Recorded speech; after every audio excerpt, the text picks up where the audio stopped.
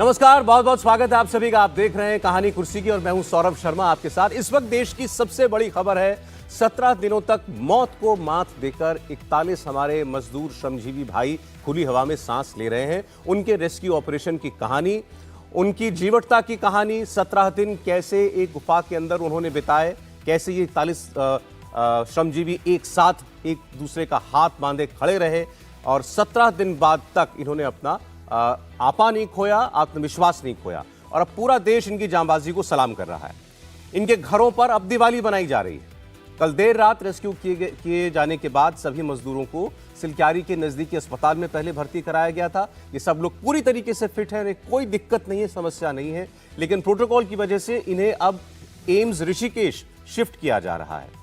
आपको बता दें, ये इस वक्त जो आप तस्वीरें देख रहे हैं ये उसी इनको शिफ्ट किए जाने की तस्वीर है। आप वायुसेना के हेलीकॉप्टर से, इनको चिनूक हेलीकॉप्टर है ये, इनको उत्तरकाशी से ले जाया जा रहा है ऋषिकेश, जहां पर एम्स में जो है उनका इलाज किया जाएगा। हालांकि इनको कोई परेशानी ये बता नहीं रहे, लेकिन फिर भी 17 दिन ये वहां पर रहे हैं। हर तरीके का दबाव इनके ऊपर रहा होगा, मानसिक भी, शारीरिक भी।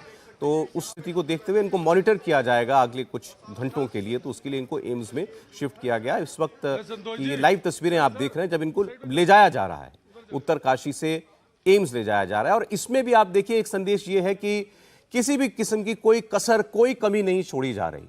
प्रशासन की तरफ से जो बेहतर से बेहतर किया जा सकता था वो किया गया पिछले 17 दिनों से लगातार।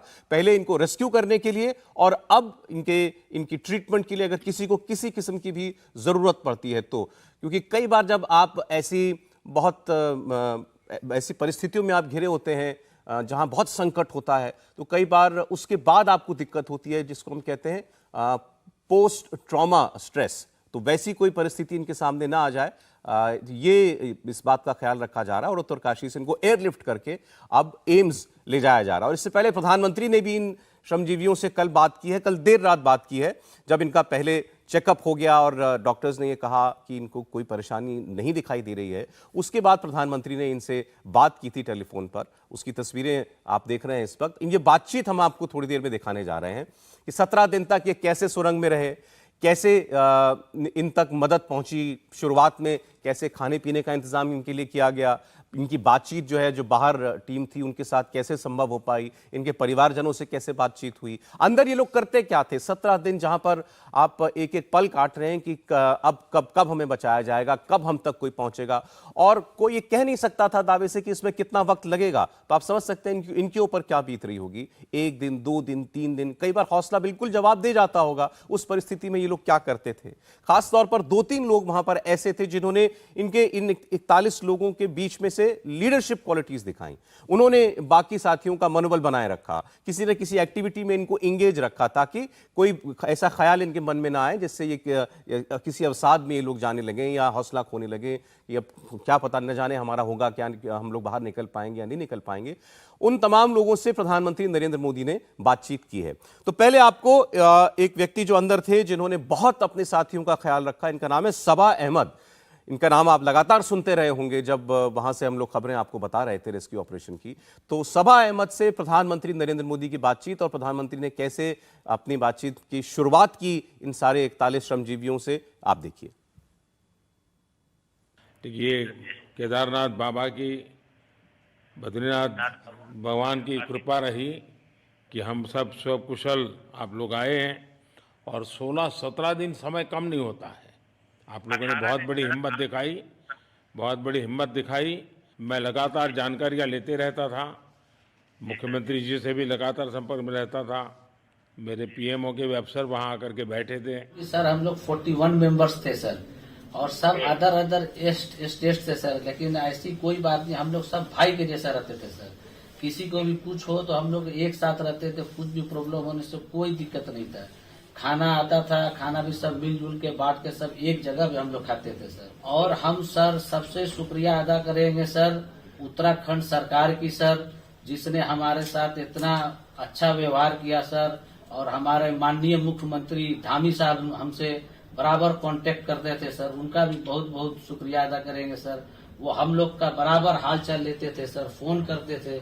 और आज भी जब हम लोग टनल से बाहर निकले तो धामी साहब ने हम लोग को गले लगाया, और बीके साहब भी थे सर, उन्होंने भी हम लोग को तहे दिल से शुक्रिया अदा किया और हम लोग को गले लगाया सर। हाँ, इस बार तो बीके सिंह भी पूरा समय वहां रहे और वे भी बिल्कुल डिसिप्लिन, जैसे उनकी जो सोल्जर वाली ट्रेनिंग है ना, वो पूरी ट्रेनिंग इस बार उन्होंने दिखाई। गब्बर सिंह नमस्ते। सर जय हिंद, राम राम, नमस्कार सर। नमस्कार नमस्कार गब्बर सिंह, जय हिंद।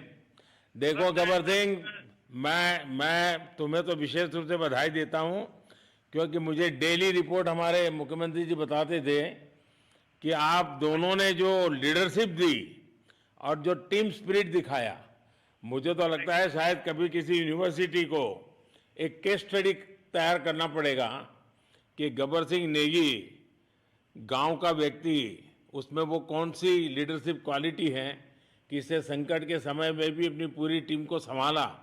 और आप तो लोकल होने के कारण आप बहुत आसानी से चीजें समझा भी पा रहे थे। बहुत बहुत धन्यवाद सर, थैंक यू सर आप लोगों का। सर ये सब आप लोगों का आशीर्वाद था सर, आप लोगों ने हमारा हौसला बढ़ाया सर। हमारे माननीय मुख्यमंत्री पुष्कर सिंह धामी साहब हमसे बात करते थे सर, वो हमसे हमारे कॉन्ट्रैक्ट में बराबर बने रहते थे सर। हमारी सेंट्रल गवर्नमेंट भी सर हमारे साथ में रही, उनके सारे कर्मचारी एकदम दिल से लगे रहे सर हमारे साथ में। हमारी स्टेट गवर्नमेंट भी हमारे साथ में पूरी बराबर बनी रही सर। हमारी एनडीआर की टीम, एसडीआर की टीम, उन्होंने बराबर हमारा हौसला बढ़ा के रखा सर। वो लोग तत्पर डे नाइट एक किया सर, दिन रात उन्होंने मेहनत की सर। आप जैसे हमारे देश के प्रधानमंत्री है सर, आप जो है जब बाहर से हमारे देश के अदर कंट्री से आप लोग खींच के इंसान को बचा के ला सकते सर, तो हम तो सर अपने घर में थे, इसलिए हमें कोई दिक्कत नहीं सर। यहाँ पे हमारे भगवान मतलब भोगनाथ बाबा जी है सर, उनके ऊपर भी सर हमें बहुत विश्वास था और उनकी कृपा भी हमारे पास और हमारे सारे दोस्तों के ऊपर बनी रही सर। तो बातचीत आपने सुनी, बातचीत 16 मिनट की है कुल और सुनने लायक बातचीत है जो प्रधानमंत्री इंटरैक्ट कर रहे हैं इनसे। और ये सभी श्रमजीवी जो हैं अपनी अपनी कहानी बता रहे हैं कि उन्होंने अंदर क्या किया, कैसे समय काटा, कब कोई बुरे ख्याल तो नहीं आ रहे थे मन में। सारी बातें प्रधानमंत्री ने उनसे पूछी हैं। कहानी कुर्सी के में अपने मेहमानों के पास हम चलते हैं। हर्षवर्धन त्रिपाठी जी, समीर चौगानकर साहब, हमारे पॉलिटिकल एडिटर देवेंद्र पराशर हमारे साथ हैं। आपका बहुत स्वागत है तीनों का। एक बात जो अभी गब्बर सिंह नेगी कह रहे थे, देखिए जरा कि क्या कैसे संदेश पहुंचता है दूर दराज तक। गब्बर सिंह नेगी जैसा प्रधानमंत्री खुद कह रहे थे, एक गांव के रहने वाले व्यक्ति, कैसे उन्होंने अपने साथियों का ख्याल रखा, उस जिक्र उन्होंने किया। उन्होंने क्या बात कही? उन्होंने कहा कि जब आप, हमें ये मालूम है कि आप लोग तो विदेश में भी कहीं कोई भारतीय फंस जाता है तो वहां से उसको खींच कर निकाल कर बाहर ले आते हैं सकुशल, तो हम तो अपने देश के अंदर थे, हम तो अपने घर में थे, हम कैसे बाहर नहीं निकलते। ये भरोसा था उनको, ये बहुत बड़ी बात बताई उन्होंने। नहीं, मुझे लगता है कि आज पूरा देश रात के बाद से, इसको कहते हैं कि आज की रात लोगों को नींद अच्छी आई होगी, जिसको नहीं आई होगी वो खुशी की वजह से थोड़ी कम आई होगी। लेकिन इसमें कहीं कोई संदेह नहीं है कि पूरा देश आज आश्वस्त हुआ, राहत की सांस ले रहा है। और जो बात जो श्रमिक हैं वो कह रहे हैं, जो गब्बर सिंह कह रहे हैं कि भाई आप तो विदेश से लोगों को लेके आ जाते हैं। अब दुनिया भर में अपने नागरिकों की चिंता करने वाली सरकारों के तौर पर हम किसको देखते हैं? हम देखते थे कुछ विकसित देशों को, हम देखते थे कुछ ऐसे देशों को जो सर्व साधन सर्व सुविधा संपन्न है। लेकिन विकासशील देश, भारत जैसा देश जिसकी बहुत बड़ी आबादी है, हर देश में कॉन्फ्लिक्ट जोन हो, कोई भी जगह हो, वहां हमारे नागरिक पहुंचते ही पहुंचते हैं, उनको हम लेकर आए हैं। और ऐसा नहीं कि पहले की सरकारें नहीं लेकर आती रही, ये कहना एकदम गलत होगा, लेकिन उसको हम नई डिग्री पर लेकर गए हैं। जिस स्केल और स्पीड पर, जिस स्थिरता के साथ भारत की सरकार ऐसे राहत कार्य करती है, वो दुनिया भर में उदाहरण है, मिसाल के तौर पर है। और अभी ये जो हुआ, मैं कोशिश कर रहा था कि जरा पढ़ूं कि ऐसे दुनिया भर में कितने ऐसे इस तरह के जो टनल वगैरह में फंस जाने वाले ऐसे काम हुए हैं। बहुत कम है, गिने चुने आधा दर्जन से भी कम ऐसे उदाहरण मिलते हैं। और उन उदाहरणों में भी ऐसा उदाहरण तो एक भी मुझे नहीं मिला जहां टनल दोनों तरफ से पूरी तरह से बंद हो गई हो, ऐसा एक भी उदाहरण नहीं मिला। और उसमें जो हिमालयन टेरेन, इस टेरेन की हम बात करते हैं, जो गढ़वाल का टेरेन है, इस पहाड़ी में तो कहा जाता है ना भुरभुरी मिट्टी है, बाद में बने पहाड़ हैं, पानी का स्रोत कहीं से निकल आता है, पूरा पहाड़ खराब कर देता है। उसमें उस टनल के भीतर बैठे श्रमिकों को अगर यह दिमाग में बना हुआ है कि हमारी सरकार, हमारा नेता जो बैठा हुआ है, वो जब दुनिया के किसी हिस्से से लेकर आ सकता है, जहां गोलियां चल रही हो, संघर्ष चल रहा हो, लोग एक दूसरे से लड़ रहे हो, वहां से लेकर आ सकता है, तो हमें यहां से बचा लेगा। और यह भरोसा मुझे लगता है कि सबसे बड़ी ताकत होता है ऐसे राहत अभियानों। जैसे प्रधानमंत्री कह रहे थे कि भाई मैनेजमेंट स्कूलों में बताया जाना चाहिए गब्बर सिंह नेगी ने जो लीडरशिप क्वालिटीज दिखाई हैं वो क्या होती हैं।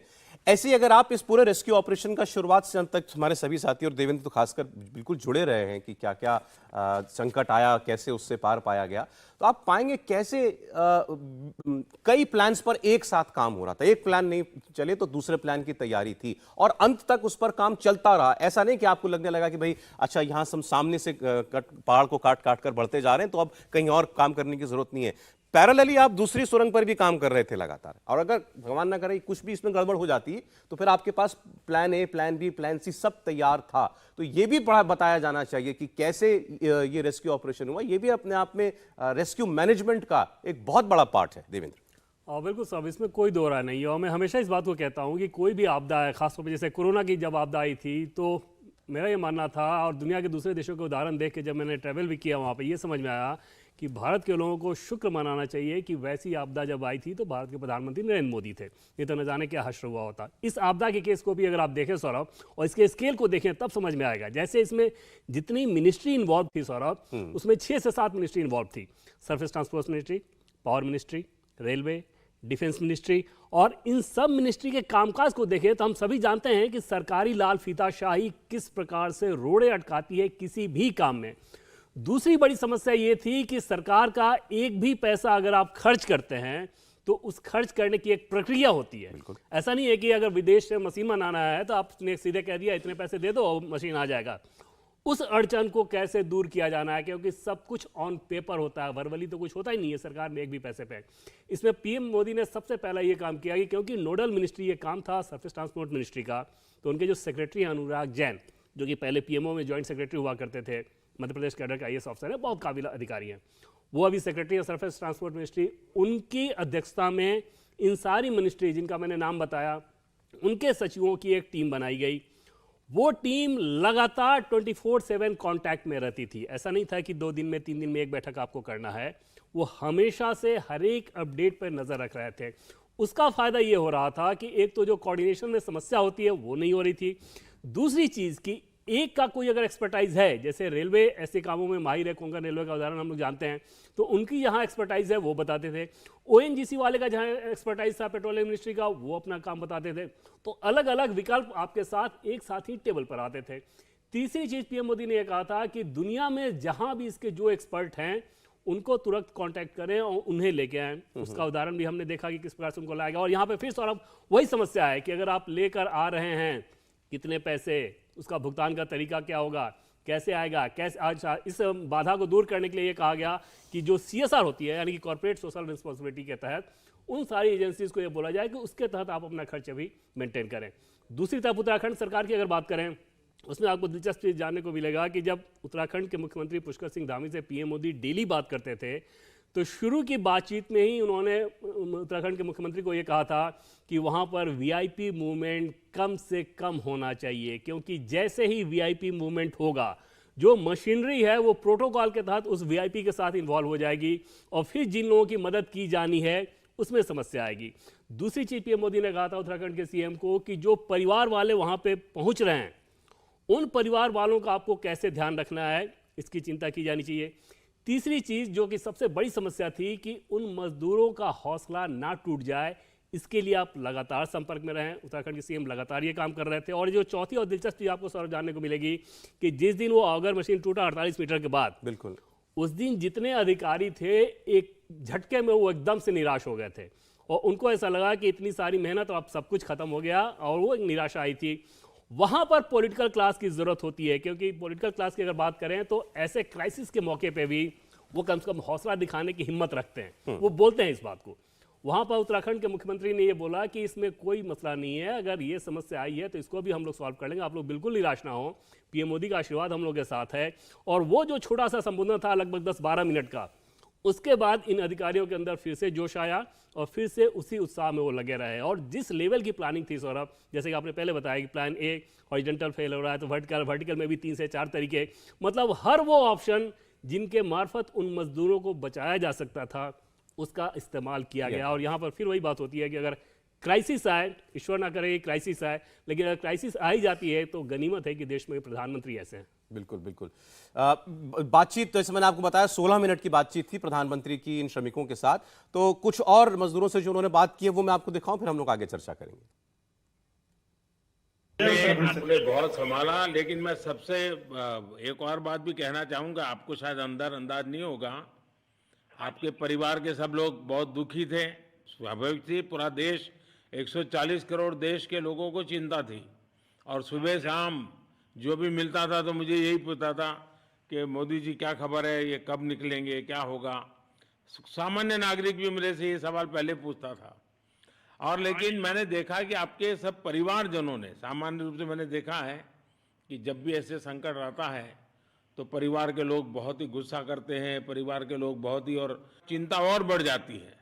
तो आपके परिवार के जन भी सचमुच में बधाई के पात्र हैं कि उन्होंने सचमुच में संयम बरता और इस सारी प्रोसेस को सहयोग किया उन्होंने। जी सर, नमस्कार सर, मैं सोनू कुमार साहब बोल रहा हूँ सर। हाँ सोनू कुमार जी, बताइए कहाँ से हैं आप?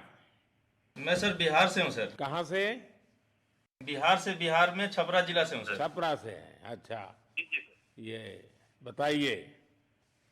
बहुत बहुत धन्यवाद सर। यहाँ के जितने भी लोग हैं, जितने भी यहाँ पे जितने भी कार्यकर्ता है हमारे कंपनी से लेके, जितने एनडीआरएफ एसडीआरएफ जो भी है सर, हमें हर वक्त हर समय सहायता प्रदान की गई। ऐसे है कि सर जब हम लोगों का मन उबने लगा, हम लोग को लगा कि ऐसा कि हम लोग यहाँ पे बहुत बोर फीलिंग कर रहे हैं, तो हमारे घर से भी इन्होंने ऐसी सुविधा की कि हम उनसे बात कर सके, जिससे हमारा मन हल्का रहता था सर। नहीं, लेकिन फिर भी भाई ये बहुत चिंता का समय था। आप लोगों ने अच्छा अपने आप को संभाला, और क्योंकि ये बहुत, पता नहीं कुछ बुरा हो जाता तो पता नहीं हम तो क्या कर सकते थे। यानी अंदर इतनी चिंता होती थी, सबको, पूरे देश में चिंता होती थी। लेकिन आप लोगों ने जो हिम्मत बनाई है वो आने वाले दिनों में भी देश के कई नागरिकों को ये प्रेरणा देगी कि भाई संकट के समय हमने ऐसा क्या करना चाहिए। ये जरा अंदाज तो आएगा सबको। जी सर, हम लोग एक साथ एक परिवार की तरह रहते थे। बाकी हमारे जितने भी सीनियर मेंबर्स थे, कुछ मनोरंजन के लिए, कुछ हम लोग हौसला अफजाई किए। बाकी सब लोग, हम लोग एक परिवार की तरह सर रहे, एकजुट रहे, एक साथ खाना खाए, एक साथ हर सुख दुख में सर हम लोग मतलब साथ रहे सर। जब हमारे एनडीआरएफ के जवान जब अंदर घुसे तो हमारी जान में जान आई, हमने ईश्वर का धन्यवाद किया। बाकी जितने भी लोग वहाँ पे हैं, खासकर हमारे पुष्कर सिंह धामी जो हमारे इस उत्तराखंड सरकार के मुख्यमंत्री हैं सर, उनका तहे दिल से हम सब धन्यवाद करते हैं कि कोई भी ऐसी विकट परिस्थिति आती है इसमें आपको इतना बड़ा अभियान चलाना पड़े। भी आपको देवेंद्र बता रहे थे कि इसमें कितनी तो मंत्रालय जो थे वो इन्वॉल्व थे, उनकी टीमें, फिर इसके अलावा कितनी और एजेंसियां इन्वॉल्व थीं, और उन सब का कोऑर्डिनेटेड एफर्ट ये था। इसमें विदेश से भी एक एक्सपर्ट्स की मदद ली गई। कौन सी मशीनरी उपयुक्त रहेगी उसके लिए तैयारी की गई और वो मशीन बुलाई गई, एयरलिफ्ट करके लगाई गई। फिर वो जब मशीन जवाब दे गई तो उसके बाद अंत में समीर जी, फिर वो जिसको हम कहते हैं रैट माइनर्स, ये पिछले 2-4 दिनों में बहुत लोगों ने ये नाम सुना होगा। रैट माइनर्स यानी चूहे की तरह खोद के पहाड़ की मिट्टी निकालना और फिर उसमें आगे पाइप घुसा करके आगे बढ़ते जाना। और अंत में वो 12 रैट माइनर्स थे जिन्होंने इस सुरंग का दरवाजा खोला।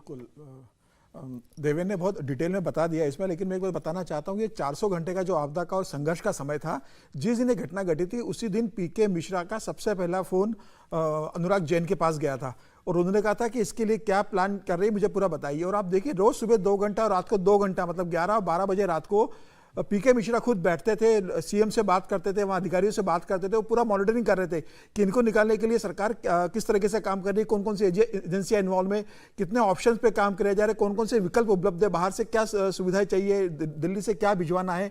मुझे लग रहा है कि डबल इंजन की सरकार होने के कारण एक बहुत तेजी से काम हुआ, जिसके अंदर भारतीय जनता पार्टी की सरकार दोनों जगह होने के कारण, और प्रधानमंत्री मोदी डेली इसका अपडेट ले रहे थे।